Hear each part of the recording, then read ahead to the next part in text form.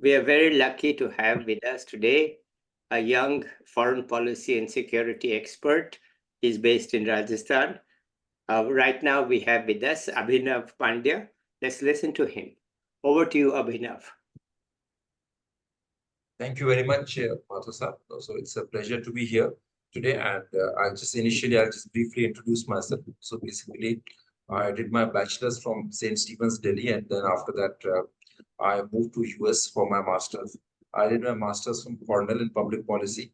And after that, I was working with some international institutions with the UN, and I came back to India in 2016. And after that, I was associated with Vivekananda Foundation. I was based in Udaipur, but I was contributing articles for them. And I was lucky to have very experienced mentors and supervisors there, such as Dr. Arvind Gupta, Mr. C.D. Saha, former chief of RNAW, and several other people, learned and distinguished people. Following that, I was given an opportunity to work in Jammu and Kashmir as a security advisor with the then governor of Jammu and Kashmir, Mr. Satyapal Malik. And incidentally, those were the times when the government abrogated Article 370. So I got an excellent opportunity to study militancy and terrorism in Kashmir from close quarters. And based on that field experience, I have so far written two books. First one is Radicalization in India and Exploration. It's published by the Pentagon Press, and the book, it forecasted many events back in those days in 2019 when people hardly spoke about all those things.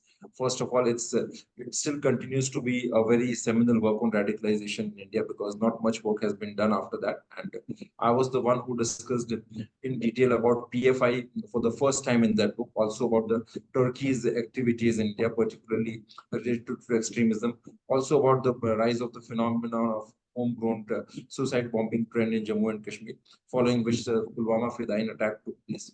So that in that way, that book was very interesting. Following that, I wrote another book that was terror financing in Kashmir, that's published by Routledge recently, and that's a very detailed work based on field investigation. It's focusing on terror financing because the Kashmiri terror financing scenario is very layered and very nuanced.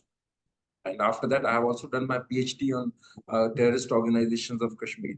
And very soon I'll be coming out with my new publication.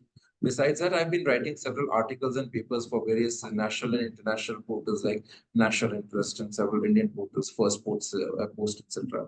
I also attend many international conferences, travel to different countries, give lectures on the issues of foreign policy and geopolitics.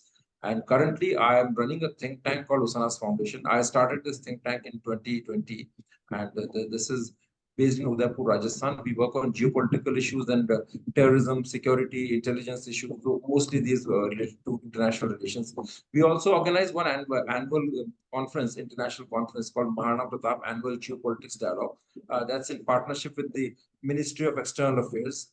And besides that, we keep organizing various online and offline events. We regularly publish various articles, and so far we have hosted very high-profile people like the former president of Croatia, Mrs. Kolinda Graber. In this year's MPAGD, Deputy Prime Minister of Jordan, Mr. Jawad Anani was there, MJ Akbar Saab was there, several Indian diplomats and foreign nationals, Dr. Michael Barak, Michael Rubin, they have been to our programs. So that's what we are doing so far. And this is my intro.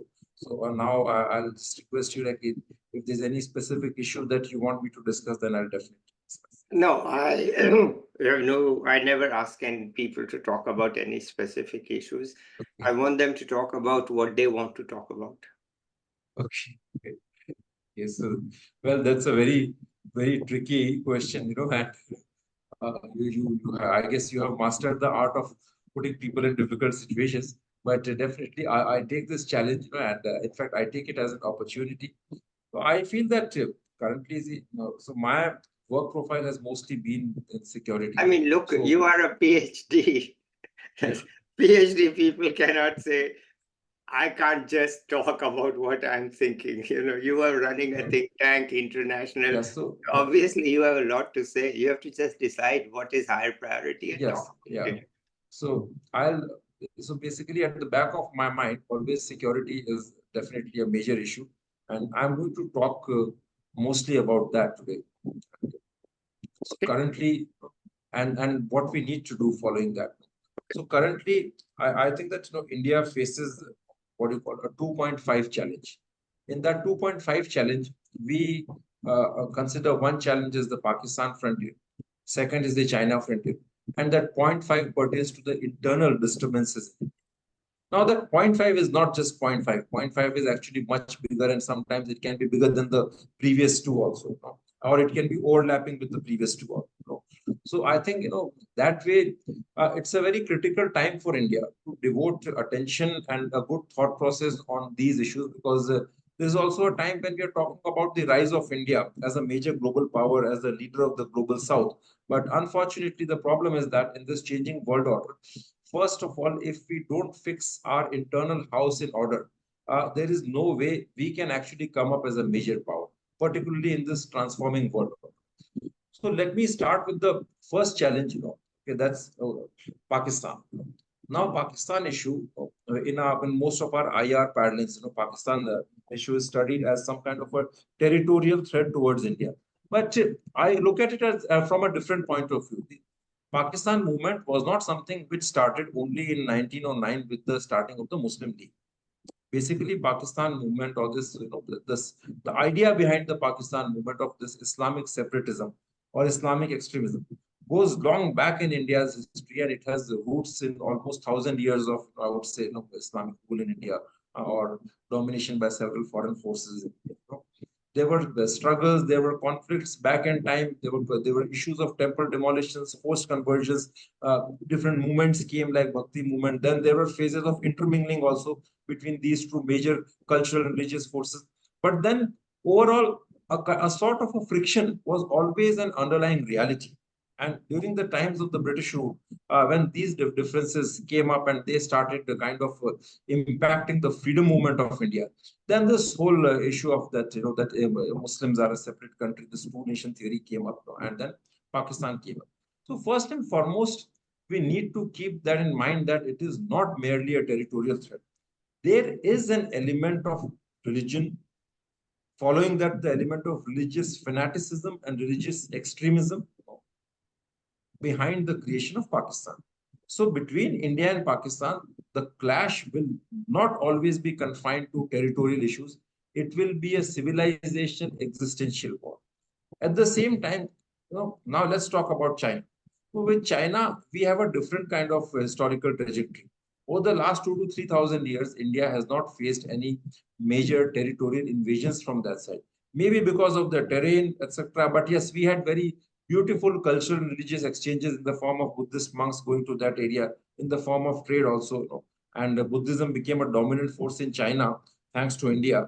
But after the rise of the Communist Party in China, and all those issues which we saw in the 1950s, this China's fight with the Buddhists, in Tibet and all that, this issue came up, and finally China invaded India because they wanted to basically cut down Nehru's international stature, and they made a territorial incursion. Finally, they withdrew, and even today we see a difficult situation on the border. Okay, but the difference here is that that is primarily a territorial issue. The bone of contention is territory. Besides that, China's long-term intention to keep India confined and boxed in South Asia, and to prevent India from acquiring a global stature, or a world power like stature. That's the mindset of China. Because China's real aim is the global supremacy, global primacy, and China's understanding of international relations is quite different from the understanding of international relations that prevails in the Islamic world, or in Pakistan, or even in the Western world. So China's understanding is much more nuanced, it is layered and diplomatic. Now let's go back to the Pakistan part. So with Pakistan, we have fought about three proper wars: 1947, 1965, and 1971. And one, the Kargil war, which is almost on the verge of a war, which is close to a war. Besides that, we have been facing a major proxy war, which is centered in Kashmir for the last 3 decades. But I think that's a big myth. Basically, this proxy attacks by Pakistan, they have been prevalent in the entire country. And it's not just 1990 that it started. In fact, it started long back in 1950s only. because Major General Robert Cotham, who was the first chief of ISI, the man who basically made and created ISI, after the debacle of 1947, he realized that Pakistan cannot match India in a conventional war because of the superior firepower and also India's bigger size. Therefore, Pakistan has to come up with different ways to counter India. So they came with this doctrine of sub-conventional warfare, and they started fomenting unrest in Kashmir. And since then, we know what's been going on. They have fomented not just the terrorist organizations in Kashmir like Lashkar-e-Taiba, Hizbul Mujahideen, Jamaat-e-Islami, and Jaish-e-Mohammed, Kashmir Tigers. There is an array of terrorist organizations in Kashmir. Besides that, they have created a separatist and extremist media also, which is always trying to project news in such a manner that presents India as an oppressor in Kashmir and also as an anti-Islamic country. Then they created Islamist charity organizations like Jamaat-e-Islami, which penetrated institutions of the government like academia, your police, your, let's say, administration, civil society, etc. And after that, they created their penetration in the local politics also, local administration also.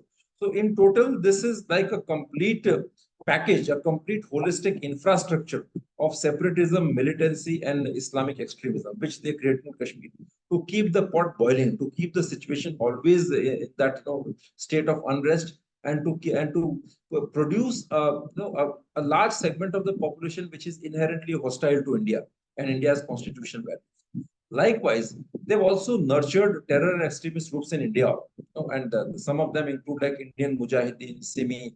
These days, we hear a lot about PFI, Popular Front of India, which has spoken incessantly about India making India an Islamic country by 1947. Their manifesto was discovered in which they said that even if they get the support of 10% of Indian Muslims, they'll be able to create an Islamic nation.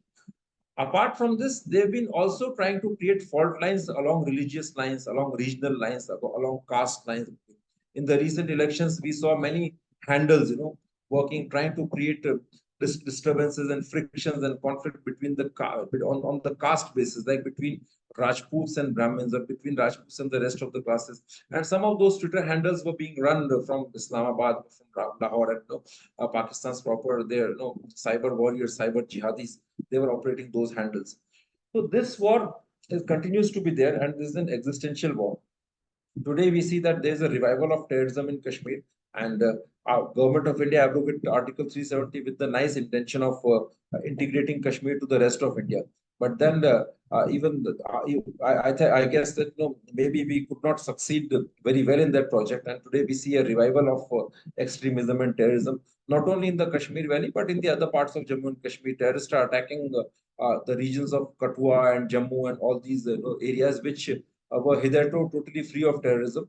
And we always thought that, these areas are clean. But then the way terror groups are striking in these areas shows that they have an excellent intelligence network on the ground, and they have made robust penetration. So this is Pakistan, and even across the country, we see that with the way polarization is rising in the country, and I would say this ghettoization of Muslims is happening. Society is getting divided on the communal lines. Pakistan is finding more and more fertile ground across the country. Now, in the future, it seems very likely that these things will not be confined to Kashmir only. You see what's happening in Bengal, rise of extremism, rise of this demographic, complete turnover and shift. You see suddenly all these people coming from Bangladesh and settling down there in large numbers. In southern India also, lots of people, a large number of people went and joined ISIS from Kerala, from Tamil Nadu. ISIS recruiters have been found in places like Jaipur and Uttar Pradesh. In Maharashtra, near Thane, there is one full village which is called like an ISIS village. It says that they have an Islamic Nizam Mustafa in that village. So these things are spreading, and all these things are a fertile ground for Pakistan. In Pakistan itself, if you see, ultimately Pakistan is coming to its logical conclusion. Pakistan is moving towards its logical trajectory.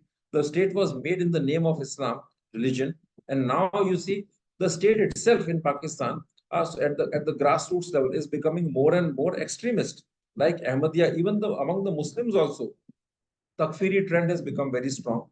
There are groups like Lashkar-e Jhanvi, Sepah Sahaba, who are not sparing even the Shias. Ahmadiyas are being killed every day because they are not even considered Muslims because of the doctrine of Khatm Nabuwat. They are regarded as non-Muslims, and even the Sufis are being targeted. So they are just trying to perpetuate a very extremist version, which is mostly Wahhabi or Deobandi. And even among the Sufi and Barelvi Muslims, the Tehreek-e-Labbaik movement has come out, which is basically a blasphemy movement, and Maulana Khadim Rizvi was its chief. So in this Labbaik movement, anyone who utters a single word against Prophet or Quran is killed. And this blasphemy movement had its impact in India also. In my city, the place from where I'm giving this interview right now, a gentleman called Kanhaiya Lal Taylor, he was killed because he made an online expression of support for Nupur Sharma for what she said on this television. After that, this man was butchered, his head was chopped off in a very brutal manner in a small remote city like Udaipur. So it shows that these elements are spreading very fast. In Pakistan, terror groups like Lashkar-e-Taiba, Jaish, and Jamaat-e-Islami, all these groups, they have become strongly entrenched in the society. The kind of control which they exercise over the dynamics and over the nuts and bolts of society, that is terrific. And it seems highly likely that the institutions of, if the only surviving institution, that is army, fails in the near or later future, near or distant future, then these terror groups will be running wild across the country, and there is a strong possibility that even the nuclear armaments will end up with them. And in Afghanistan, we already see that Taliban has overtaken the state and taken over the state, and Taliban is running the state according to Sharia laws, bringing all the barbaric practices of medieval times to the modern times. Okay? So imagine a state where you have a Taliban, completely wild, bad land governed by Sharia and extremist Taliban. In Pakistan also, if situation goes towards that trajectory, then it becomes more and more extremist with these terror groups and extremists holding a complete sway in the society. And in Afghanistan and in India, these elements are spreading. Likewise, on the other side, you look at Bangladesh. In Bangladesh, also the extremist tendencies are spreading very fast. The condition of minorities is in a very bad shape in Bangladesh. And except for the Begum, this Sheikh Hasina, all the other political parties, they are strongly supportive of groups like Jamaat-e-Islami, and even in Bangladesh, this ISIS ideology is spreading very fast. So on all our sides, we are getting surrounded by these extremist elements. Oh, on the north, we have China. So that may be a territorial threat. China may like to invade India, let's say, maybe through, say, by sending its proper army or through cyber war or something like that. But these 0.5 threats, coming from the terror groups and extremist groups, which are already prevailing in India, then those operating from Pakistan and Bangladesh, they can be very critical. And lately, even Sri Lanka has, become kind of a center for ISIS activists. After the Easter Sunday bombings, several Sri Lankan nationals, the Muslim nationals, they have traveled to India, they have traveled to Kashmir, they have traveled to remote places in Rajasthan, UP, and they have been working to spread the ISIS radical agenda. So these are the major threats that India is facing on the Islamic extremism side. And then this jihad has another element, that is the demography, because we see that in the recent times, it has come to light in the recent times. These things were happening over a long period of time. Some of these anti-India elements and radical elements, they have grabbed some very key and very sensitive areas, like the chicken neck in Northeast. It has undergone a huge demographic change. In case if chicken neck, that corridor joins India with the rest of the Northeast. Now, if let's imagine if some kind of a conflict between India and China takes place, and China activates all those radical extremist elements through with the help of Pakistan, they can block those block that artery. They can block those ways. So these are the problems that we are facing, and here, unfortunately, in our setup, in our system, uh, which is mostly governed by the bureaucrats, and they have a very, very shallow understanding of all these challenges. Ivor Jennings rightly said that after the partition, Pakistan got all the army and India got all the bureaucrats. And that bureaucracy is even continues to be strictly governed by those British legacy, and it is just like East India Company within a new avatar. And unfortunately, it has its colonial legacy, and it continues to be colonial and feudal in many ways. Now, that's a different topic. We need to have a very detailed discussion on that. But I must say that as far as their understanding of the situation is concerned, it's in a very bad shape. Like on the question of Pakistan, I have spoken to several diplomats and they always say that, well, the religion is not the major problem. Religion is not the major problem. Now, that is like turning a blind eye to the key cause of the problem, the root of the problem. Until and unless you do not accept religion as the major, center or the root cause of problem between India and Pakistan, you cannot have the right, kind of thinking to arrive at a solution for this. Likewise, in the intelligence, our systems are so flawed that you have someone who cracks the civil service examination, becomes an IPS officer, and one day is posted in a district as an SP, and he's managing your university elections and local cases of theft. Next day, he gets an appointment as some kind of a commissioner or some kind of a joint commissioner director in RNDW or in IB, and he's posted in places like Kashmir or in some foreign intelligence assignment or in Northeast, of which he has no experience, he has no understanding, neither he has the bent. That's why we most of our agencies also sometimes they fail to predict what is the state of the radicalization and what are the main games that are going to unfold in this domain. And there's no accountability also. For example, just see this: when this Kanhaiya Kumar was killed in Udaipur, there was a clear line of the development of the events, which if we had smart intelligence machinery, they could have easily predicted. Because when Charlie Hebdo cartoons became a big issue in Europe, the biggest demonstration of the Tehreek-e-Labbaik followers happened in Udaipur in Rajasthan, and it was on the ground of blasphemy. Those they were the anti-blasphemy. Sorry, they were the anti Charlie Hebdo protest, biggest protest. City was on the verge of bloody communal rioting. After that, people should have already, the people in the intelligence setup, they should have tried to find out that why this remote, sleepy town, which is known only for its marriages and tourist destinations, is suddenly, witnessing protests in the name of blasphemy against something which happened hundreds and thousands of miles away in France. But no one paid attention to that. Later, when Nupur Sharma incident came, this fellow who supported her on through an online medium, in a social media medium, he was threatened. He went to the police, but the police fellows, the local SP, DIG, IG, had no understanding of what blasphemy is. They were like typical career bureaucrats, who had zero interest in intelligence and no understanding, and also a very poor knowledge level and skill set. So they completely brushed aside the problem. That no, this is the complete, this is rubbish. Okay, we're not going to entertain. And the fellow was killed.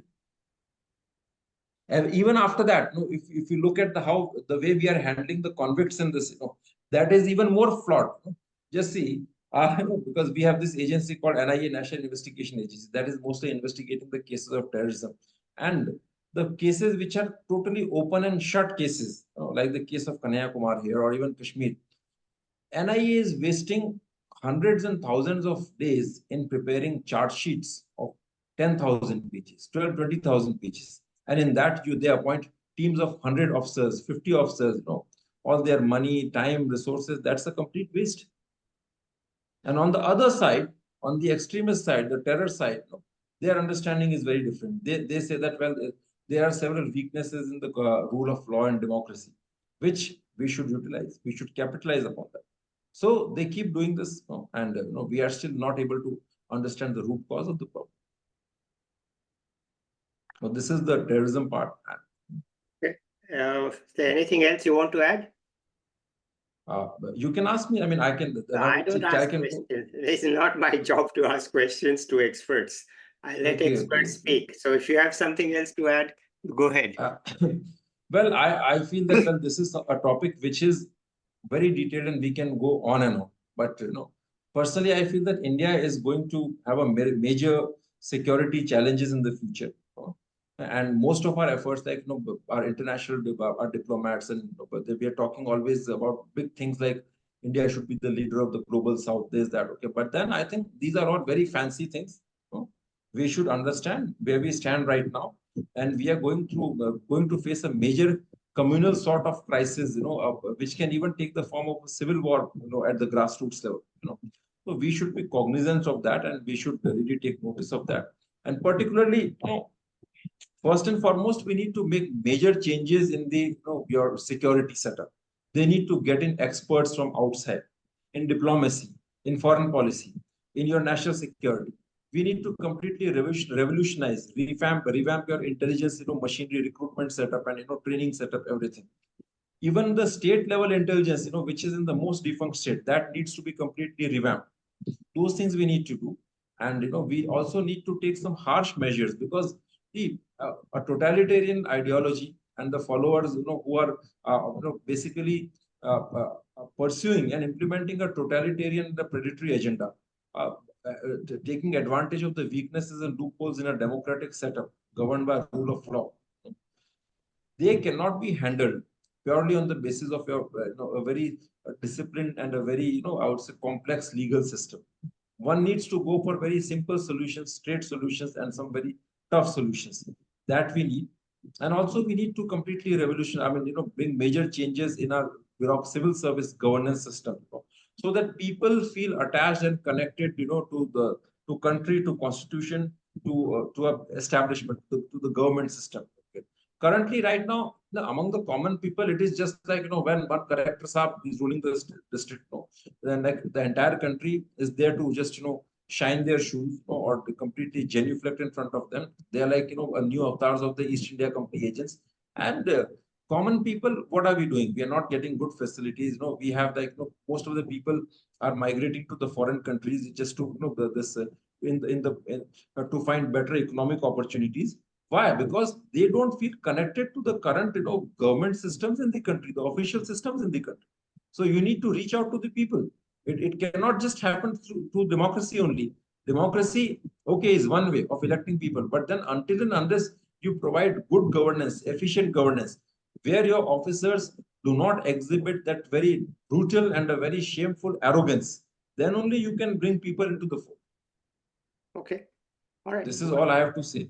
Wonderful. I mean, I'm glad you have made your point of view very clear and very forceful too.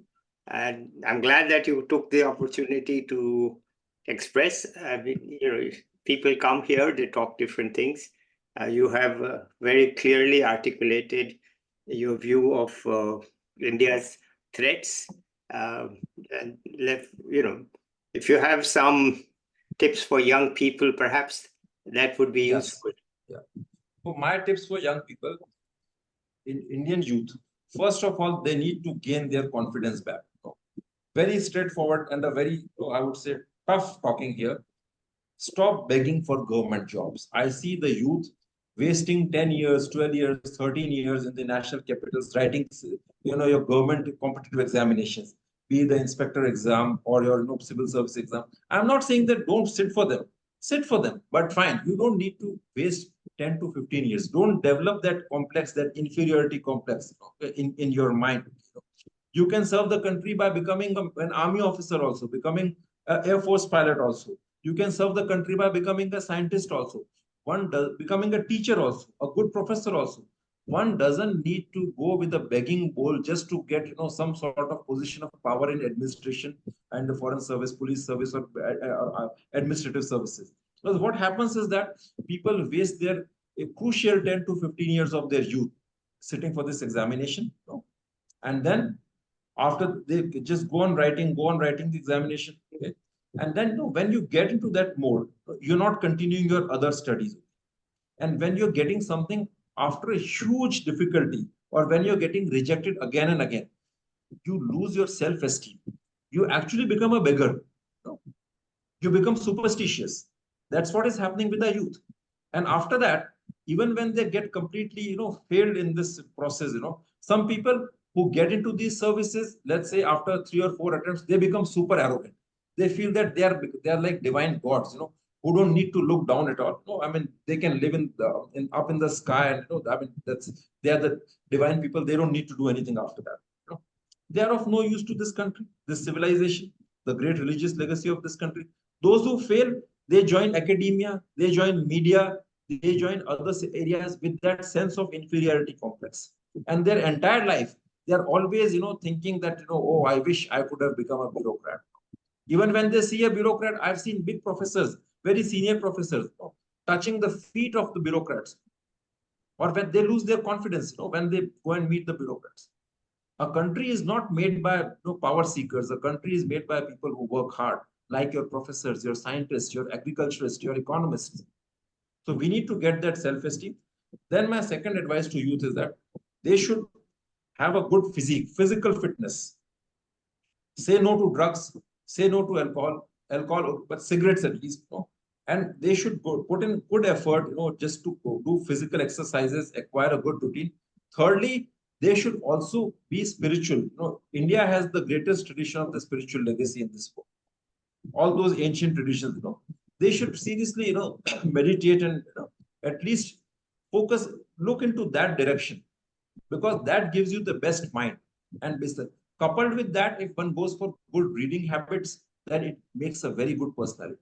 And question your rulers. If you don't like, if you feel that your district administrator, your SP, or whatever, if they are not doing your job, go and immediately give a shut up call to them, because they are public servants. If your politicians are not doing a good job and you just have one option, nota, then use nota. Okay. All right. Wonderful. And as you, I am not in this channel, I don't ask questions. I usually ask only follow-up questions. But you have been so clear that there is no need for me to ask follow-up questions. Your exposition is very clear. You have made your points. And I think if you have nothing else to add, we can end this recording. I mean, I can speak about n number of things. Look, you are a PhD, so obviously you can speak forever and ever and ever. I understand. Yeah, I always have thoughts to share, but I think it's enough for the time being. You have made your high priority points, and obviously you can talk about them forever. But I do say that there is no real time limit, and some people do speak 1 hour. But I think you have made your points. And let's leave it at that. Because this format is totally new to me, so my apologies if if you found something really not aligning well with the format or your expectations. No, it's fine. Format is so flexible that there's no format at all. The format is very simple. Let the speaker speak what the speaker wants to speak. So there's nothing misaligned. You've done a great job. You've been clear. You are forceful, which is what I need. Let people speak. Give everybody. My slogan is a voice for all. And why not just let them talk what they want to talk? Because the thing is that young people in India, I mean, compared to me, you are young, are very good. And we should let them talk. We should give them a platform to talk. We should give them a platform to express their opinions rather than say, you talk about this, you talk about that. Why don't? So this is my approach in this channel. Let's just let everybody, and I never know what anybody is going to say. Different people come, they talk different things, and I listen to all of them. My role is participatory listener, and I only come in if there's some lack of clarity or something is missing. But your exposition is very clear. It's very comprehensive. You have thought it out. So we are done with this. Okay, so let's end it here today. Thank you so much. Thank you. I'll be back. Thank you so much, Abhinav. I'll be back with another young person or an expert or a young expert. So thank you. Let's end this. Are you going to post this somewhere, this recording? Or? Hang on. Let's talk about that offline.